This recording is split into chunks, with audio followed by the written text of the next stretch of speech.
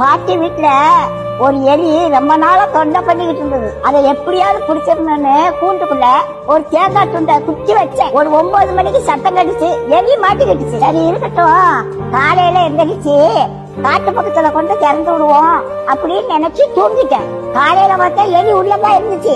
ஆனா அந்த தேங்காய் துண்டை அதை நக்கி கூட பாக்கலங்க. எப்படி வச்சானோ அது அப்படியே இருந்துச்சு. ராத்திரி முழுவதும் உள்ளதான் இருந்துச்சு. அந்த தேங்காய் துண்டை திங்கலாம்ல, அதுக்கு மரண பயம் வந்துட்டு அதனால தேங்காய் துண்டை திங்கிறதுக்கு மனசு வரல. அதுக்கு தேங்காய் துண்டை விட நம்ம உயிர் பிழைச்சா போதும்னு அது இருந்துச்சு. அதே மாதிரிதாங்க காசு பணத்தை சேர்த்து வச்சாங்க. கடைசி காலத்துல ஒன்னையும் அனுபவிக்க மாட்டாங்க. லட்டை பார்த்த உடனே வாயில எச்சி ஓடும். ஆனா டாக்டர் சொன்னது ஞாபகத்துக்கு வரும், லட்டை தின்றாத சுகர் ஏறி போயிடும் அப்படின்னு சொல்லியிருக்காங்க. ஆசைப்பட்ட ஒரு லட்டை திங்க முடியல, காசு பணம் இருந்து என்ன செய்ய? கடவுளோட ஆசீர்வாதம் இருந்துச்சுன்னா கடைசி வரைக்கும் நல்லா சாப்பிடலாங்க. நாளைய தினத்தை குறிச்சு கவலைப்படாதீங்க. அந்தந்த நாளைக்கு அந்தந்த நாளோட பாடு போதுங்க. இன்னைக்கு சாப்பாடு கொடுத்த கடவுள் நாளைக்கு சாப்பாடு கொடுப்பாரு. வாழ்க்கையில முன்னேற ஆசைப்படுவது தப்பு இல்லங்க.